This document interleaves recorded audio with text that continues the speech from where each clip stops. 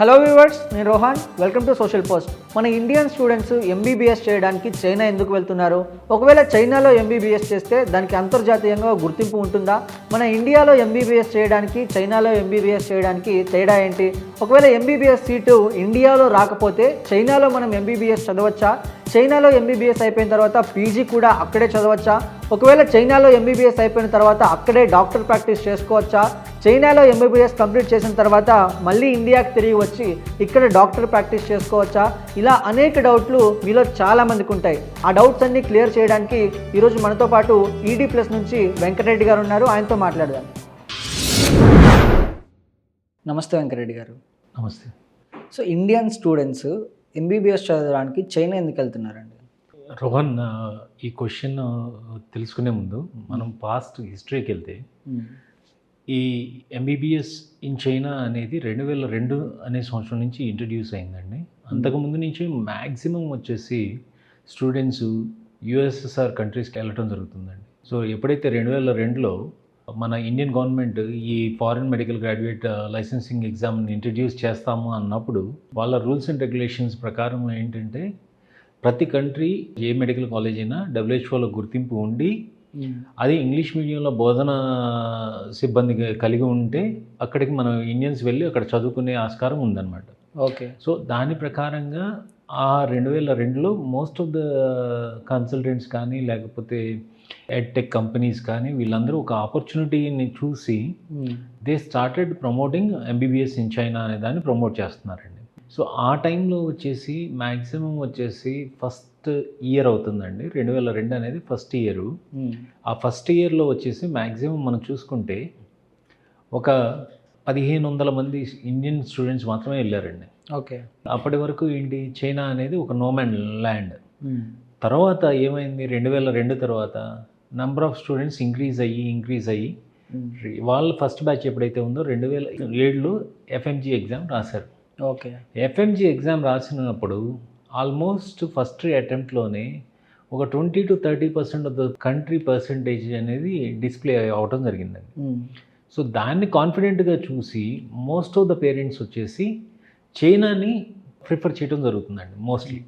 ఇండియాలో MBBS seat రావడం అనేది చాలా కష్టం. ఇండియాలో సీట్ రాని వాళ్ళకి చైనాలో ఎంబీబీఎస్ చేస్తే దానికి గుర్తింపు ఉంటుందా అండి? ఈ క్వశ్చన్ మనం చూసుకుంటే చాలా వరకు వచ్చేసి మన ఎన్ఎంసి రూల్స్ అండ్ రెగ్యులేషన్స్ ప్రకారం మనం నడుచుకోవాల్సిన పరిస్థితి.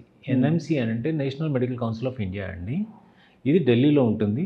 ఇది మన భారతదేశంలో ఉన్న వైద్య విద్యను కానీ ఇండియన్ స్టూడెంట్స్ బయటికి వెళ్ళి చదువుకునే వాళ్ళ యొక్క రూల్స్ అండ్ రెగ్యులేషన్స్ కానీ ఫ్రేమ్వర్క్ చేసే ఆర్గనైజేషన్గా మనం అనుకోవచ్చు అండి. ఇందులోకి వచ్చేసి ఎన్ఎంసి వాళ్ళ రూల్స్ అండ్ రెగ్యులేషన్స్ ప్రకారం ఏంటంటే ఏ స్టూడెంట్ అయినా కానీ విదేశాలకు వెళ్ళి ఎంబీబీఎస్ చేసుకోవచ్చు. కాకపోతే ఆ కాలేజ్ వచ్చేసి 54 months అంటే 54 నెలల ప్రోగ్రామ్ అయి ఉండాలి. ప్లస్ 1 year ఇంటర్న్షిప్ అనేది మ్యాండేటరీగా ఉండాలండి. ఓకే. అంటే కరికులం అనేది అట్ పార్గా ఈక్వల్గా ఉండాలి. సో అలా ఉన్న ఎడల మన ఆ డిగ్రీ అనేది ఇండియాలో రికగ్నైజేషన్ ఉంటుంది, లేదు అంటే అది రికగ్నైజేషన్ ఉండదండి. ఓకే. సో ఇందాక మీరు అడిగిన క్వశ్చన్ కూడా ఎందుకు చైనాకి ఎక్కువ మంది చూస్తారు అని అంటే ఫస్ట్ థింగ్ ఆన్సర్లో కూడా మనం చెప్పేది ఏంటంటే కరికులం అనేది very similar to all India institute of medical sciences AIIMS curriculum ఏదైతే ఉందో అదే కరికులంని అక్కడ చైనాలో పాటిస్తారండి. దాంతోపాటు అడిషనల్గా ఏంటంటే వాళ్ళకి పిల్లలకి చైనీస్ లాంగ్వేజ్ అనేది నేర్పిస్తారు. ఓకే. క్లినికల్ ఎక్స్పోజర్కి వచ్చేసి దానికి అబాండెంట్ క్లినికల్ ఎక్స్పోజర్ ఉంటుంది. అండ్ అదే కాకుండా ఎంటైర్ మీరు చైనాలో మనం చూసుకుంటే మెజారిటీ ఆఫ్ ద స్టూడెంట్స్కి వచ్చేసి లేటెస్ట్ టెక్నాలజీ మీద అవగాహన కార్యక్రమం ఉంటుందండి. అండ్ ఇన్ఫ్రాస్ట్రక్చర్ వైజ్ చూసుకుంటే అది మ్యాసివ్ ఇన్ఫ్రాస్ట్రక్చర్. మనకి ఇండియాకి కూతవేటు దూరంలో అంటే ఇంచుమించుగా మనం కల్కటా నుంచి కున్మింగ్ వెళ్ళాలి అని అంటే ఇంచుమించుగా 3 hours మనం వెళ్ళిపోతామండి. సో ఇలాంటి పరిస్థితుల్లో ఉంది కాబట్టి మనకి చాలా దగ్గరగా ఉన్న యూనివర్సిటీలు ఉన్నాయి కాబట్టి అందుకని చెప్పి most of the parents they prefer China rather than of other countries. So ఇప్పుడు ఎంబీబీఎస్ చైనాలో ఒక విద్యార్థి చదివాడు, డాక్టర్గా ఇంటర్నేషనల్ వైడ్లో ఎక్కడైనా ప్రాక్టీస్ చేసుకోవచ్చా? ఒక స్టూడెంట్ చైనాలో ఎంబీబీఎస్ చేశాడు అనుకుందామండి. అతన్ని కాలేజ్ వచ్చేసి యాజ్ లాంగ్ యాజ్ డబ్ల్యూహెచ్ఓ గుర్తింపు ఉండి వాళ్ళ దేశం యొక్క మెడికల్ ఎడ్యుకేషన్ మినిస్ట్రీ నుంచో లేదు అని అంటే వాళ్ళకి అక్రిడేటింగ్ ఏజెన్సీ, ఇప్పుడు మనకి ఇండియాకి వచ్చేసేదానికి నేషనల్ మెడికల్ కమిషన్ ఎలా అయితే మనకి అక్రిడేటింగ్ ఏజెన్సీ ఉందో అలాగే కరేబియన్స్కి వచ్చేసి క్యామ్హెచ్పి కానీ ఐఏఆర్ కానీ అలాగే ఏసీసీఎం కానీ తర్వాత పాస్కో అని చెప్పేసి ఇలాంటి అక్రిడేటింగ్ ఏజెన్సీస్ అయితే ఏ అయితే ఉన్నాయో వాటి గుర్తింపు ఉంటే ఆ స్టూడెంట్ అనేవాడు ఎక్కడైనా ప్రపంచవ్యాప్తంలో ఏ కంట్రీలోకి వెళ్ళైనా ప్రాక్టీస్ చేసుకునేదానికి అర్హత ఉందండి. అలాగే మన ఇండియాకి వచ్చి మనం ప్రాక్టీస్ చేసుకోవాలి అని అంటే మన భారతీయ వైద్య మండలి అంటే నేషనల్ మెడికల్ కౌన్సిల్ ఏదైతే చెప్పిందో దాని రూల్స్ అండ్ రెగ్యులేషన్స్ మనం ఖచ్చితంగా పాటిస్తే స్టూడెంట్ వచ్చేసి ఇండియాలో ఎఫ్ఎంజీ ఎగ్జామ్ పాస్ అయ్యి ఇండియాలో కూడా ప్రాక్టీస్ చేసుకునే అర్హత ఉంది. ఓకే, అంటే ఆస్ట్రేలియాకి వచ్చేసి ఆస్ట్రేలియన్ మెడికల్ కౌన్సిల్ ఎగ్జామ్ ఉంటుంది, అమెరికాకి వెళ్తే యుఎస్ఎంఎల్ఏ ఎగ్జామ్ ఉంటుంది, అలాగే కెనడాకి వెళ్తే ఎంసీసీ క్యూఈ ఎగ్జామ్ ఉంటుంది, యూకేకి వచ్చేసి దానికి యూకే ఎంఎల్ఏ ఎగ్జామ్ ఉంటుంది, అలాగే న్యూజిలాండ్కి వచ్చేసి న్యూజిలాండ్ మెడికల్ లైసెన్సింగ్ ఎగ్జామ్ ఉంటుంది.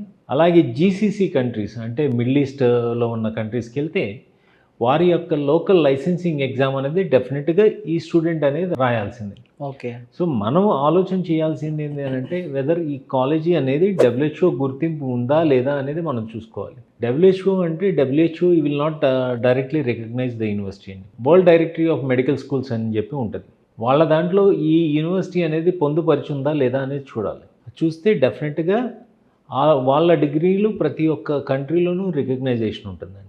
అండ్ ఇవాళ రోజు మనకి ఇండియాలో ఉన్న సినారియో ప్రకారం మనం చూసుకుంటే మోస్ట్ ఆఫ్ ద స్టూడెంట్స్ వచ్చేసి ఆఫ్టర్ కంప్లీషన్ ఆఫ్ బ్యాచిలర్స్ అయిపోయిన తర్వాత ఇండియాకి వచ్చేసి ఇండియాలో ఎఫ్ఎన్జీ ఎగ్జామ్ పాస్ అయిన తర్వాత వారు కంపల్సరీగా ఇండియాలో ఏదో పీజీ చేసుకోవాలి లేదా హాస్పిటల్లో జాబ్ చేసుకునే అవకాశం కల్పిస్తుంది. అంటే కంపేర్ టు అదర్ కంట్రీస్ చైనాలో ఎంబీబీఎస్ చదవడం వల్ల ఎలాంటి బెనిఫిట్స్ ఉంటాయండి?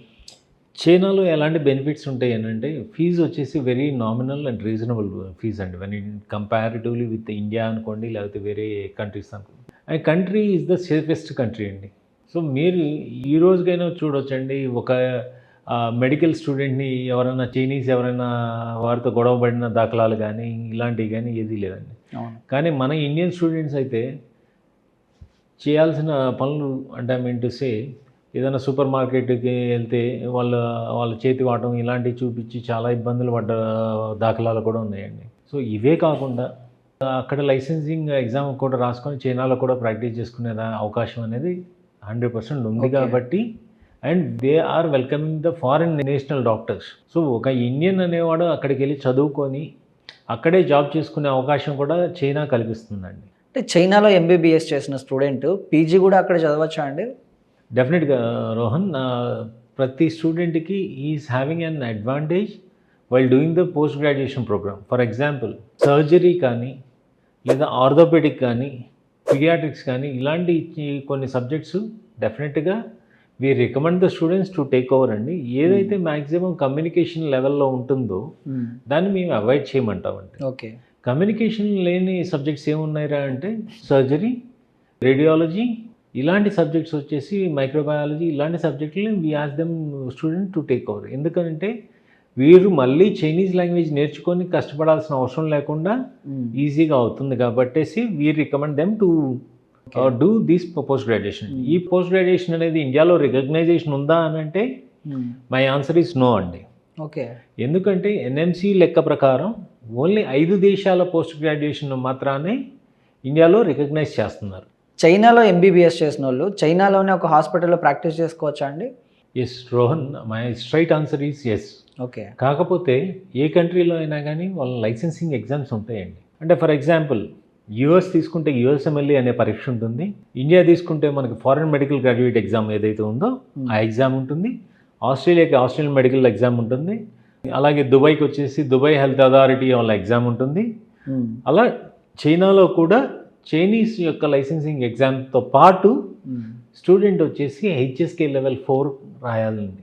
అది రాసిన తర్వాత he can apply for the jobs in the hospitals in China. Okay, so my answer is straight away answer is 100% student can able to practice in China. అంటే చైనాలో ఎంబీబీఎస్ చేసిన స్టూడెంట్ మన ఇండియాలో ప్రాక్టీస్ చేసుకోవాలంటే ఏం చేయాలండి? ఇందాక చెప్పినట్టుగానే చైనాలో ఎంబీబీఎస్ కంప్లీట్ అయిన స్టూడెంట్ డెఫినెట్గా ఇండియాకి వచ్చే ముందు వారి యొక్క డిగ్రీని అక్కడ ఉన్న మినిస్ట్రీ ఆఫ్ ఎడ్యుకేషన్ ద్వారా అపాస్టల్ చేయించుకొని ఇండియా వచ్చిన తర్వాత ఇండియాలో ఎఫ్ఎంజీ ఎగ్జామ్ అని ఉంటుందండి. ఎఫ్ఎంజీ ఎగ్జామ్, దాన్ని ఫారిన్ మెడికల్ గ్రాడ్యుయేట్ ఎగ్జామ్ అంటారు, లేదు అని అంటే స్క్రీనింగ్ టెస్ట్ ఎగ్జామ్ అంటారు. ఓకే. ఈ స్క్రీనింగ్ టెస్ట్ ఎగ్జామ్ వచ్చేసి మనకి ఇయర్లీ 2 times ఉంటుంది. ఈ 2 timesలో every time it is almost 20,000 to 25,000 people are appearing అండి. సో వీటిల్లోకి వచ్చేసి ఆల్మోస్ట్ మనకి యాజ్ ఆఫ్ నౌ ఒక 40% of the students are clearing the FMG exam. ఈ ఎఫ్ఎంజీ ఎగ్జామ్ క్లియర్ అయిన తర్వాత వాళ్ళు 100% they are eligible to practice in India as well as they can apply for the post graduation program in India అండి. చైనాలో MBBS చేసిన తర్వాత ఇండియాకి వచ్చి మళ్ళీ పీజీ చేసుకోవచ్చా అండి?